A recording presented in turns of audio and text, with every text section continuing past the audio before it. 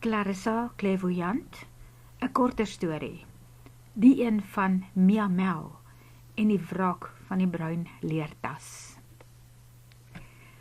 Sou my kar eendag op sy dak beland en ek dit nie maak nie, onthou dat al my dokumente in die bruin leertas is. My testament, begrafnispolis, projekte waaraan ek werk, bankstate, selfs my verbandstaat. Dit het almal in die vriendekring rasend omgekrap as Kiara so praat. Maar dit is wie sy was, punctueel en presies. En die tas was altyd by haar. Kiara het besonder goed gedoen vir haarself as verteenwoordiger en sy kon enige plek in die land kies om te bly en te werk, wat sy ook gedoen het. Sy het heel wat rondgetrek. Kiara kon natuurlik ook byna alles wat haar hart begeer het, bekostig uit die ruim salaris wat sy verdien het. Gewoonlik sou dit moeilik wees om vir so 'n persoon geskenke te koop, behalwe as so 'n persoon iets spesiaal versamel. In Kiara se geval was dit yskasmagnete. Een van haar fondse was 'n magneet waarop geskryf staan: "As ek nie maar kan wees nie, gee asseblief dat al my vriendinne vetter as ek word." Daardie magneet het die 7 kleure daglig uit haar beste vriendin Rina geïrriteer. Dan het Kiara gelag, na haar breinleertas gewys en gesê: "Moenie kla oor my magneet nie. Dit is al wat jy eendag van my gaan erf." Kiara het Rina se huis in Pretoria soort van as basis gebruik, wanneer sy moes reis vir haar werk of wanneer sy van een plek na 'n ander getrek het. Tydens een so thuiskoms het sy op een van Rina se 2 pragtige nuwe baba katkinders verlief geraak. 'n dogtertjie kat wat heeldag geloop en meow het. Vandaar haar naam, Mia Mel, of Mia kort. Die hele tyd wat sy gekuier het, was Mia in Kiara se nabyheid of in haar arms, of selfs in haar baadjiesak. As Rina vir Miau in die aande gesoek het, het sy die kleintjie by Kiara in die bed aangetref. Hoe meer Kiara gesmeek het om die kat aan te neem, hoe meer het Rina nee gesê. Dis haar kat. Maar sy het die stryd teen ma en kat verloor.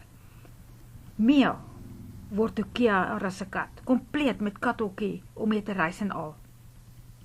Sy het die katkind nie uit vrye wil weggegee nie. Die 2 het teen haar opgeteam, hou Rina tot vandag toe nog vol.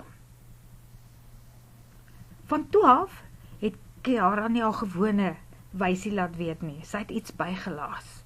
Dit het so geklink: "As my kar op sy dak beland, en as ek dit nie maak nie, sorg net dat jy my bruin leertassie kry. My alles is daarin. En maak dan seker dat ons baba na jou toe teruggaan, Rina." Kiara en Miau trek toe op 'n stadium Amanzimtoti toe, waar hulle vir die jaar gebly het. Daarna laat weet sy vir Rina, sy en Mia skuif Tsanen toe.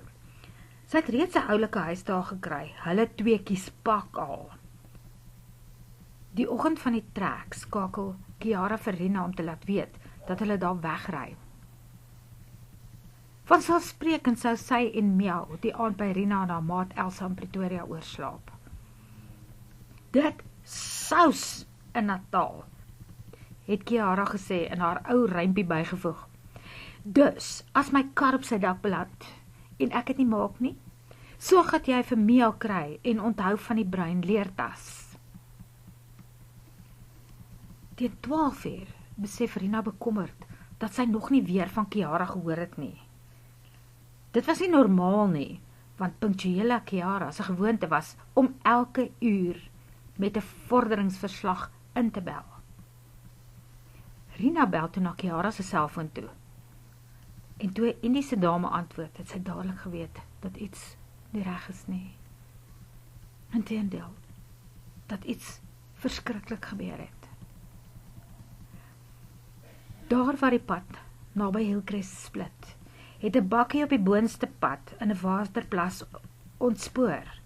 Dit het gerol en oor die afgrond reg voor en op Kiara se kar afgestort. Sy het nie 'n kans gestaan nie. Maar volgens die Indiese dame was sy nie dadelik dood nie.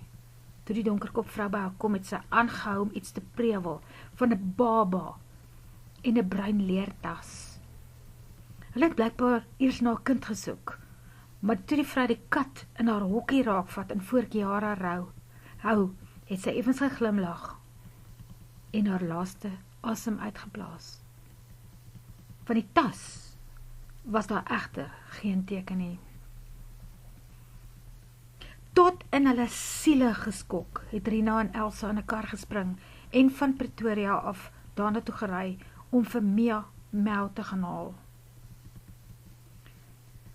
Nog meer geskok was hulle, toe 'n dame, wat soms na Miautjie gekyk het wanneer Kiara op die lang pad was, die kat as hare claim.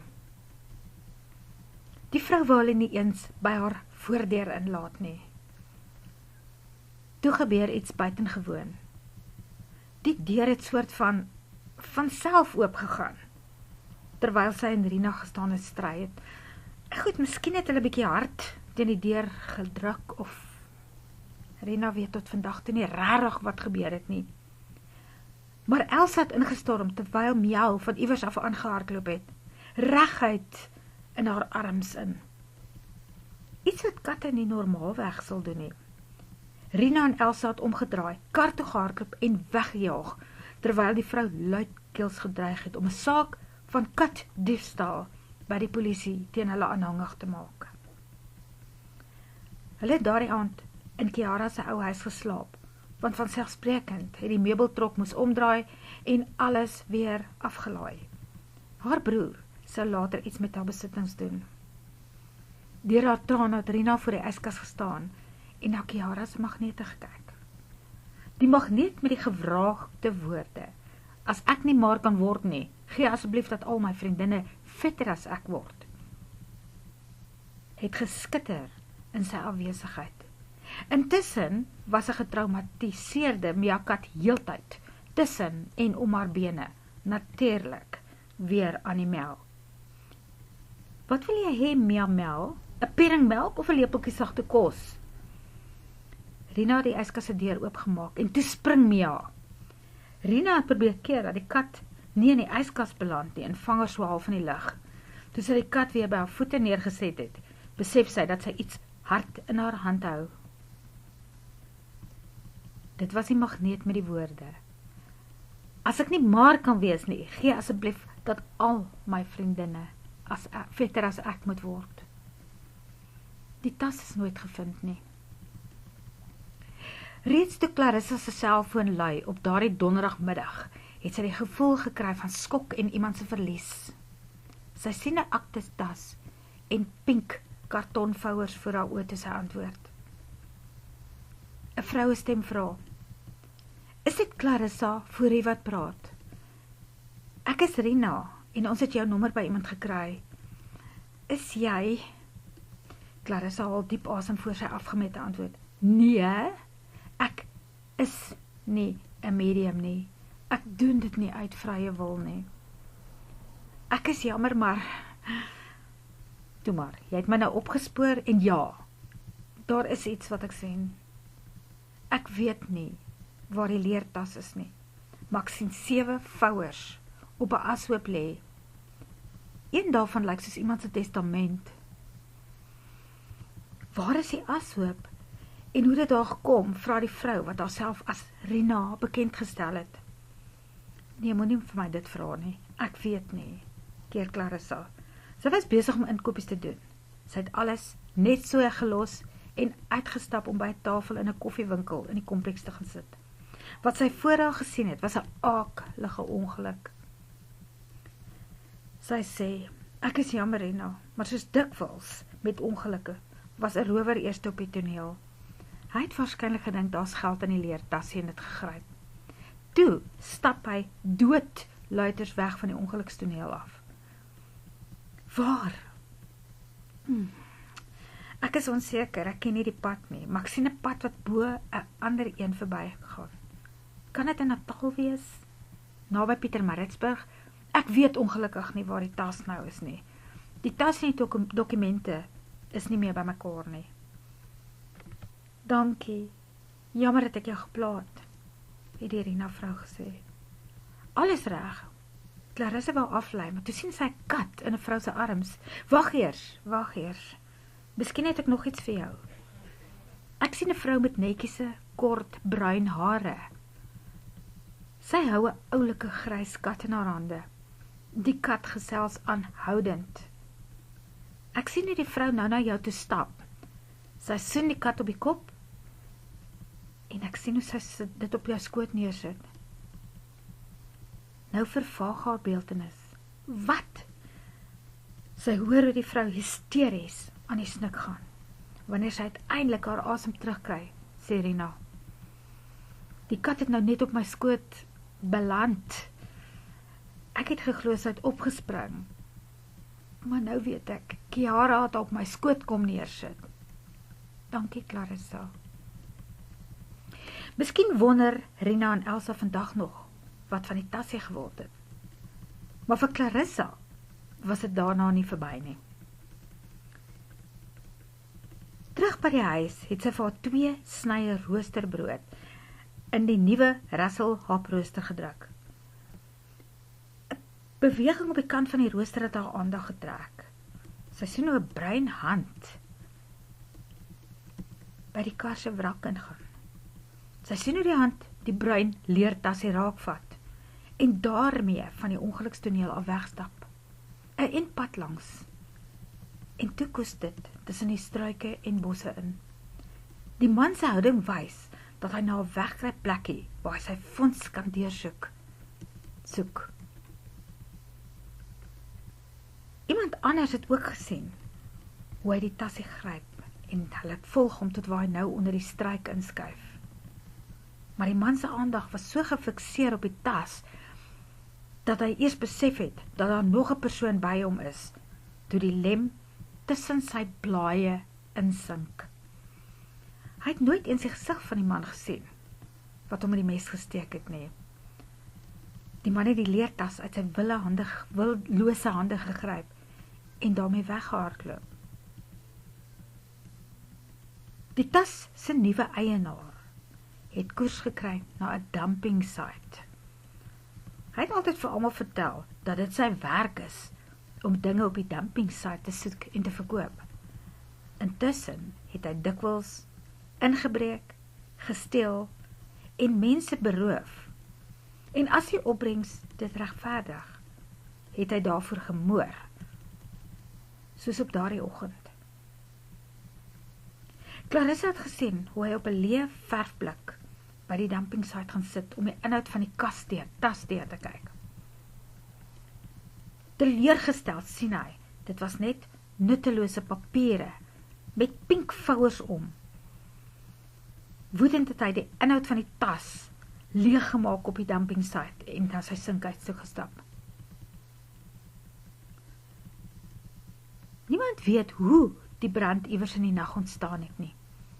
Dalk het 'n kers omgeval, maar al wat die bure uit die rower se huis kon red, was 'n leë, bruin leertas.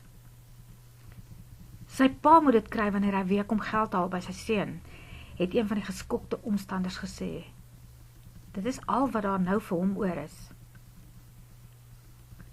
Na daardie visioen het Clarissa geglo dat dit die laaste keer sou wees dat sy van die bruin tassie sou hoor. Maar 'n week later droom sy van 'n boemelaar, die rower se pa, wat die leertas op sy geleende winkeltrollie laai en van die uitgebrande sinkwoning af wegstap. Iewers moet hy 'n besige straat oorsteek. Sy oë was op die pandjieswinkel en toe die winkel reg langsaan, 'n drankwinkel.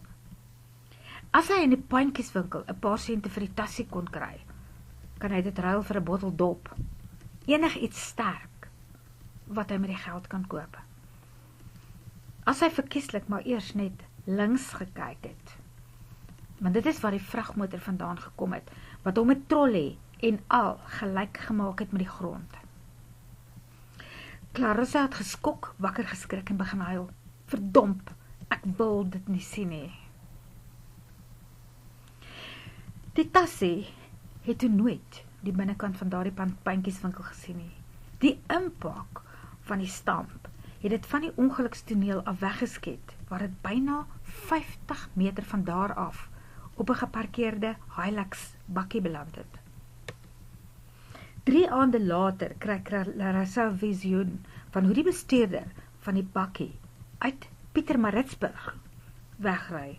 Hy is op pad Pretoria toe en op Van Reenenspas knik sy kop.